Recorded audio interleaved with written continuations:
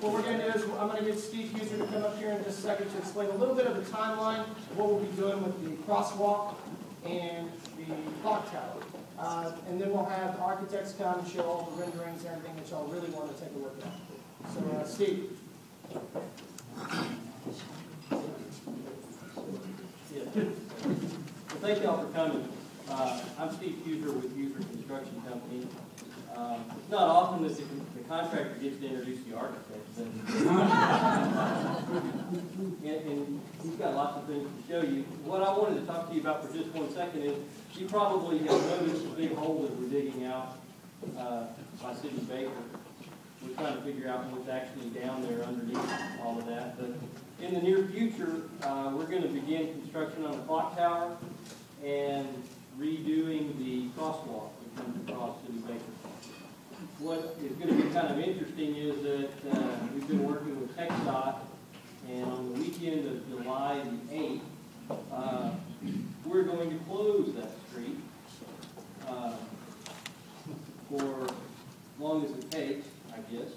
And we're going to have a very large crane, and we're going to pick up the bridge like a Tonka toy, and we're going to pick it up and we're going to set it on the parking lot, kind of out in front of where the emergency department will be. Probably fairly entertaining. It is a very, very large crane, if you can only imagine.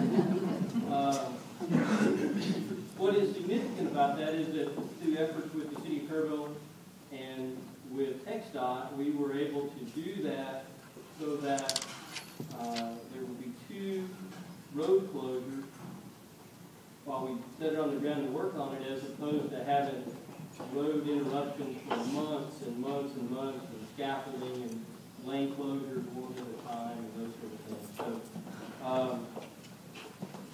I would hope that by the middle of July you're going to start to see that work going on. I would tell you that probably by the first part of August you're going to be in a position where that old Shriner department store that you drive by and wonder what those guys have been doing all this time in there is going to be available for people to come start seeing what the inside looks like. And so we're making lots of progress. Always running behind.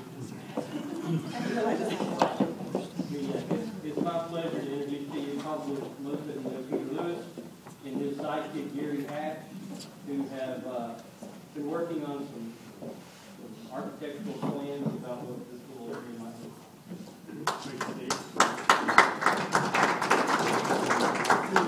Thank you. I want to introduce the rest of my team, and I'm just the face of a very large team that is making all this possible with the good graces of the Cailloux and the City of Kerrville. You saw Gary Hatch. I have Nicole Lander back here who has the camera. And then our landscape architect and planning consultants with Rialto Studio, Ken Fowler on the right in the white shirt, and Stan Alvis. And they're going to come up here in a minute and talk about their part of the project. Vanna is going to unveil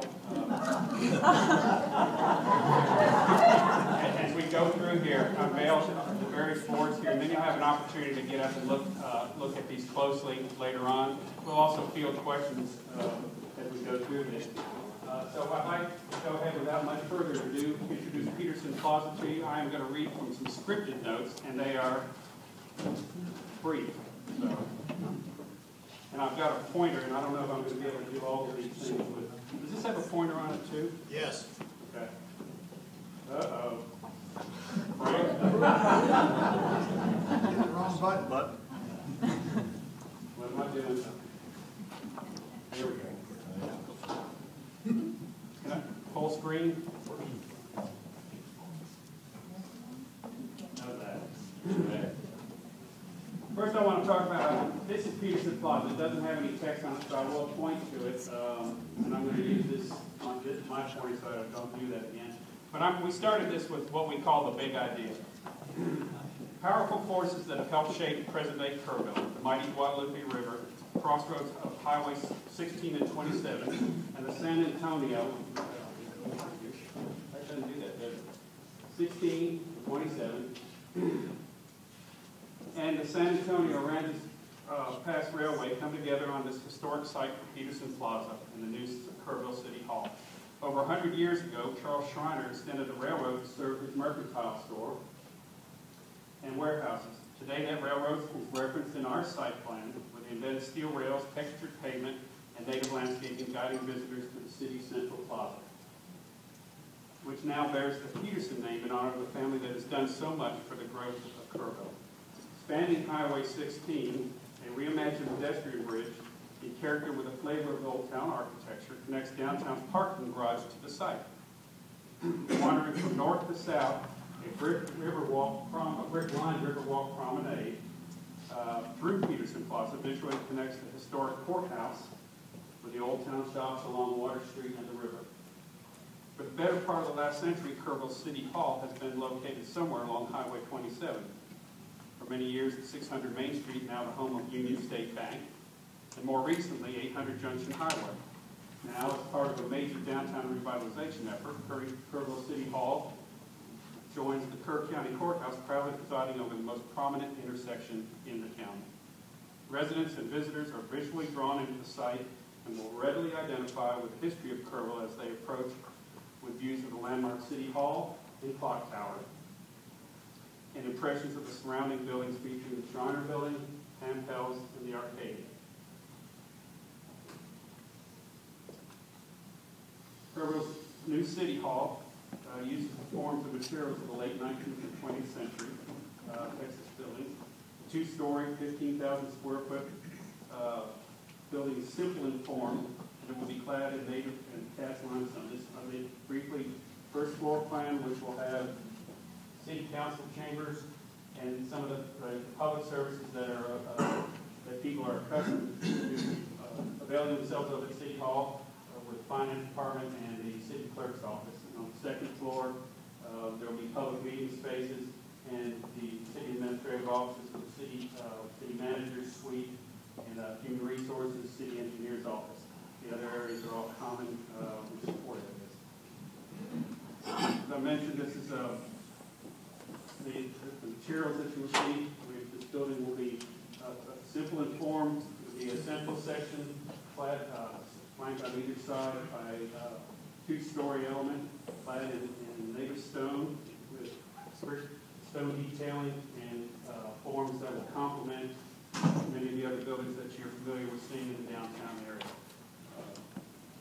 We referenced the Charles Schreiner Bank as a very classic example, one of the town's many lost buildings. We hope to recapture some of its glory.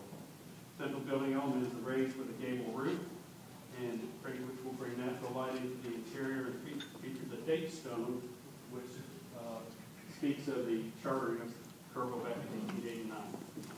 This element will also feature a covered entry on the plaza side and a similar form on the back side.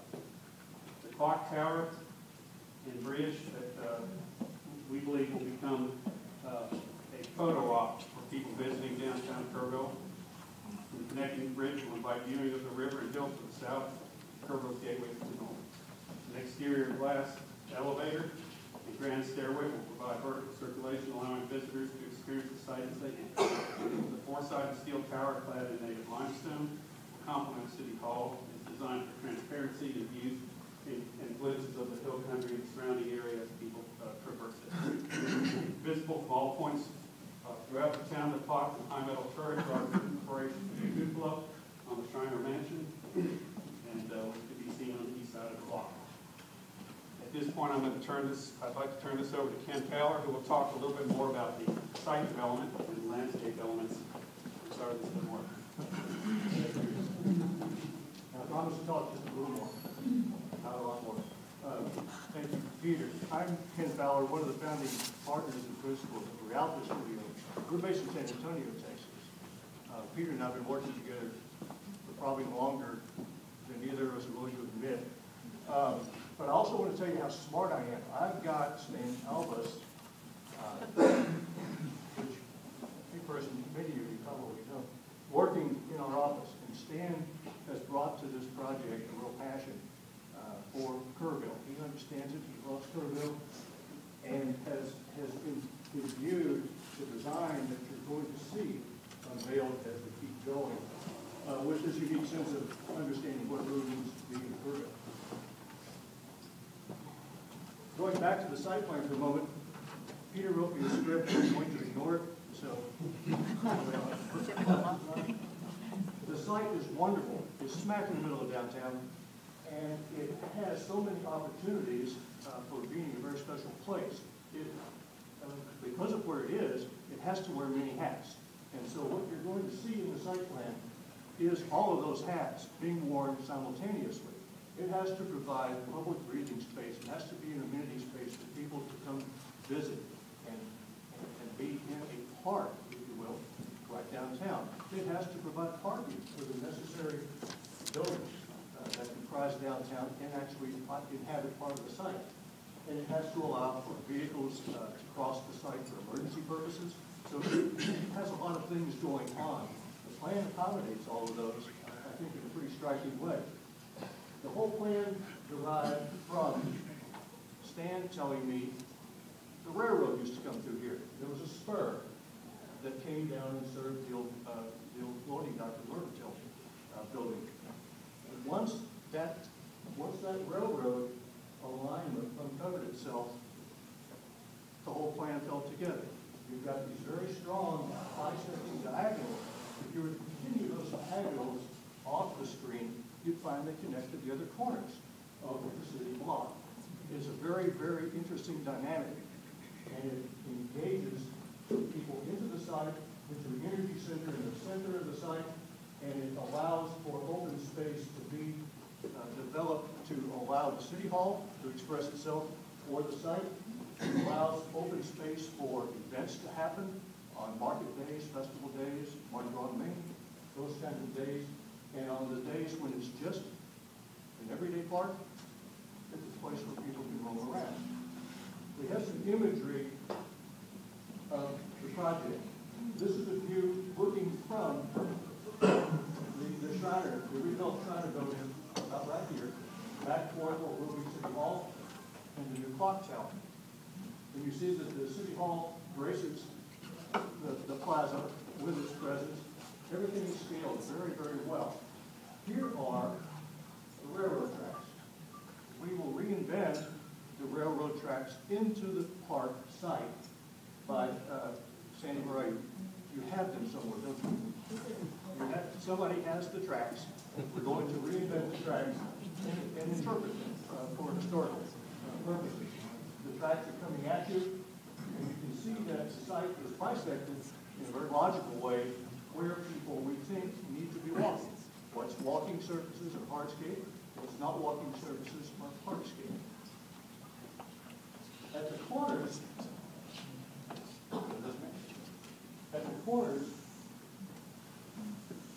Peter and Gary have designed these wonderful archways that announce the presence of the plaza at the street corners and invite people through them and into the park itself. This one is an expression of this corner. It will say Colonel, Texas. On the opposite corner, an identical arc will say Peterson Plaza, so that you're knowing where you are, what you're about to enter. The site, I should have added, is bounded on these sides, along the sidewalks, with low-stone walls. That's a protection for vehicles, perhaps errant vehicles wanting to get to the site where they're not supposed to. And behind the edges of the park in a very low way, so that you can see out, you can see in, and the walls come and embrace this wonderful element here. Here's the bird's eye perspective of the park, taken from some bird.